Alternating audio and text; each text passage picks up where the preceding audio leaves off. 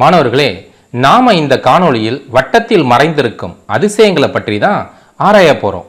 நிலையான புள்ளியில் இருந்து சம தூரத்தில் உள்ள அனைத்து புள்ளிகளின் தொகுப்பைத்தான் நாம் வட்டம் என்கிறோம். வட்டத்தின் நிலையான புள்ளியை மையம் என்றும், மையத்திற்கும் வட்டத்தின் மீதுள்ள புள்ளிக்கும் இடையே உள்ள தொலைவை ஆரம் என்றும் அழைக்கின்றோம். முதலாவதாக, ஒரு வட்டத்தில் எத்தனை ஆரங்கள் வரைய முடியும்? அவை அனைத்தும் சமமான நீளத்தை கொண்டிருக்குமா? அடுத்து, வட்டத்தின் மீதுள்ள இரண்டு புள்ளிகளை இணைக்குமாறு கோட்டுத்துண்டு வரைய முடியுமா? இறுதியாக, அந்த கோட்டுத்துண்டு மையத்தின் வழியாக செல்லுமாறு வரைய முடியுமா? இந்த கேள்விக்கான விடைகளை நம் கண்முன்னே கொண்டு வருவதற்கு நாம் பயன்படுத்த உள்ள அந்த இணையதள மென்பொருள்தான் ஜியோஜிப்ரா.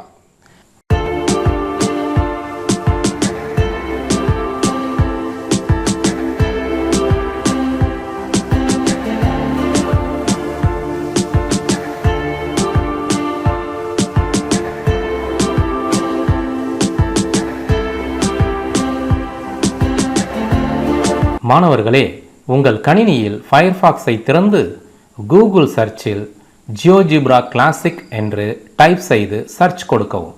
அடுத்து திரையில் தோன்றும் ஜியோஜிப்ரா ஆஃபீஷியல் வெப்சைட் லிங்கை கிளிக் செய்யவும். இப்போது ஜியோஜிப்ரா வெப்சைட் திறப்பதை காணலாம். மாணவர்களே, முதலில் நாம் கிராஃபிக்ஸ் ஏரியாவின் ரைட் சைட் டாப் கார்னரில் உள்ள ஸ்டைல் பாரை கிளிக் செய்து ஹைட் ஆக்சிஸ் மற்றும் ஹைட் கிரிட்டை கிளிக் செய்யவும்.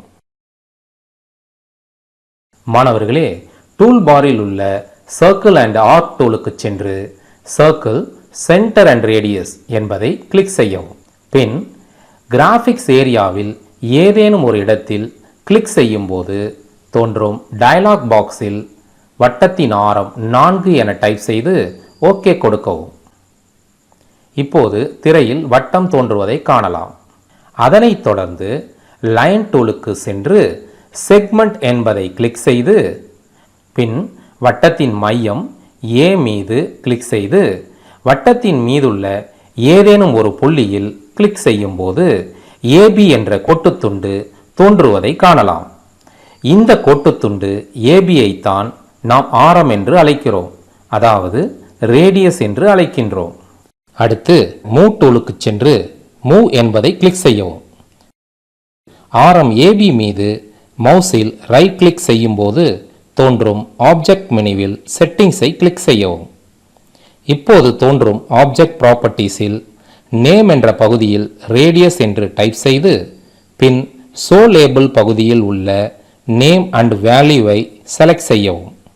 அடுத்து புள்ளி Bயின் மீது மவுஸில் ரைட் கிளிக் செய்யும் போது தோன்றும் ஆப்ஜெக்ட் மெனுவில் அனிமேஷனை கிளிக் செய்யவும். மாணவர்களே, திரையை கவனியுங்கள். வட்டத்தின் ஆரம் AB ஆனது வட்டத்தின் மீதுள்ள அனைத்து புள்ளிகளிலும் தொட்டு சுழலும். மேலும் ஆரத்தின் நீளம் ஒரே அளவை கொண்டிருப்பதையும் காணலாம். இதன் மூலம் நமது முதலாவது கேள்விக்கான விடையை உற்று நோக்கலாம். ஒரு வட்டத்திற்கு எண்ணற்ற ஆரங்கள் வரைய முடியும், மேலும் அவை அனைத்தும் சமமான நீளத்தை கொண்டிருக்கும் என்பதை நம்மால் பார்க்க முடிகிறது. மாணவர்களே, அடுத்து நாம் தெரிந்து கொள்ள வேண்டிய மிக முக்கியமான கருத்து வட்டத்தின் சுற்றளவு. இதற்கு நாம் வட்டத்தின் B புள்ளி மீது மவுஸில் ரைட் கிளிக் செய்யும் போது தோன்றும் ஆப்ஜெக்ட் மெனுவில் ஷோ ட்ரேஸை கிளிக் செய்யவும். மீண்டும் B புள்ளியில் ரைட் கிளிக் செய்து ஆப்ஜெக்ட் மெனுவில் அனிமேஷனை கிளிக் செய்யவும். இப்போது நீல வண்ண புள்ளிகளால் கொண்ட பாதை தோன்றுவதை காணலாம். இந்த நீல வண்ண பாதையைத்தான் நாம் வட்டத்தின் சுற்றளவு என்கிறோம். மாணவர்களே, இரண்டாவது கேள்விக்கான விடையை காண முதலில் வட்டம் ஒன்றை வரைந்து கொள்வோம். அதற்கு புதிய பக்கம் தேவைப்படுவதால் ரைட் சைட் டாப் கார்னரில் உள்ள 3 லைன் மெனுவிற்கு சென்று நியூ என்பதை கிளிக் செய்யவும்.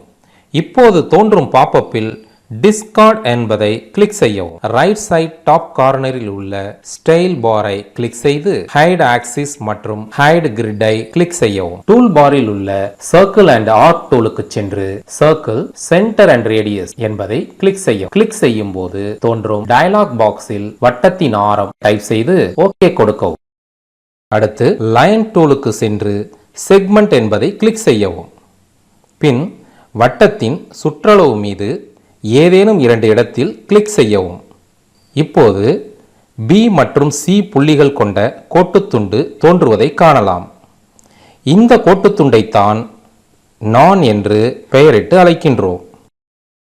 மூவ் டூலுக்கு சென்று மூவ் என்பதை கிளிக் செய்யவும். நான் மீது மவுஸில் ரைட் கிளிக் செய்யும் போது தோன்றும் ஆப்ஜெக்ட் மெனுவில் உள்ள செட்டிங்ஸை கிளிக் செய்யவும். இப்போது தோன்றும் ஆப்ஜெக்ட் ப்ராப்பர்ட்டிஸில் நேம் அல்லது கேப்ஷன் பகுதிக்கு சென்று கார்டு என்று டைப் செய்யவும்.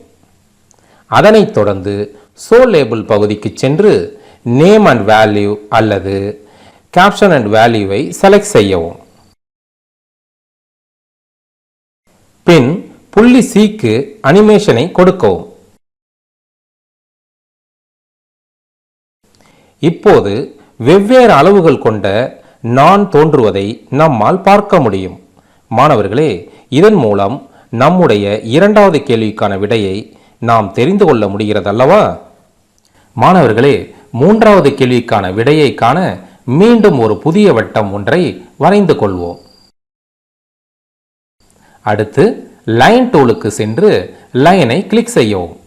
அதன் பின் வட்டத்தின் மைய புள்ளியை கிளிக் செய்து பின் வட்டத்தின் மீது ஏதேனும் ஒரு புள்ளியில் கிளிக் செய்யும் போது புள்ளி B உடன் கூடிய கோடு தோன்றுவதை காணலாம்.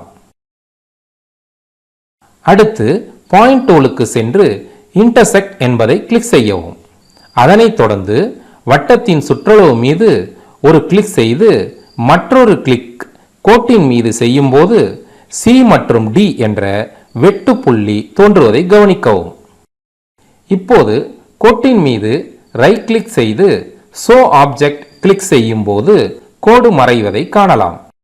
அடுத்து லைன் டூலுக்கு சென்று செக்மெண்ட் என்பதை கிளிக் செய்யவும். அதனைத் தொடர்ந்து C மற்றும் D புள்ளியை கிளிக் செய்யவும். மாணவர்களே, இப்போது CD என்ற நான் தோன்றுவதை காணலாம். இந்த நான் மையம் வழியாக செல்வதை கவனிக்கவும். இந்த நாணைத்தான் விட்டம் என்றும், அதாவது ஆங்கிலத்தில் டயாமீட்டர் என்றும் பெயரிட்டு அழைக்கின்றோம். விட்டத்தின் மீது ரைட் கிளிக் செய்து தோன்றும் ஆப்ஜெக்ட் மெனுவில் செட்டிங்ஸை கிளிக் செய்யவும். இப்போது தோன்றும் ஆப்ஜெக்ட் ப்ராப்பர்ட்டிஸில் நேம் பகுதியில் டயாமீட்டர் என்று டைப் செய்து ஷோ லேபிள் பகுதியில் நேம் அண்ட் வேல்யூ என்பதை செலக்ட் செய்யவும். அடுத்து C புள்ளியில் ரைட் கிளிக் செய்து ஆப்ஜெக்ட் மெனுவில் அனிமேஷனை கிளிக் செய்யவும். இப்போது டயாமீட்டர் வட்டத்தின் அனைத்து புள்ளிகளிலும் அதன் நீளம் மாறாமல் சுழலுவதை நம்மால் பார்க்க முடிகிறதல்லவா? மாணவர்களே, ஆரம், நான், விட்டம் கொண்ட வட்டங்களை ஒரே திரையில் வரைந்து பார்க்கலாமா? அதைத் தொடர்ந்து திரையில் வரும் வினாக்களுக்கு நீங்களே விடை காணுங்கள் மாணவர்களே. நன்றி.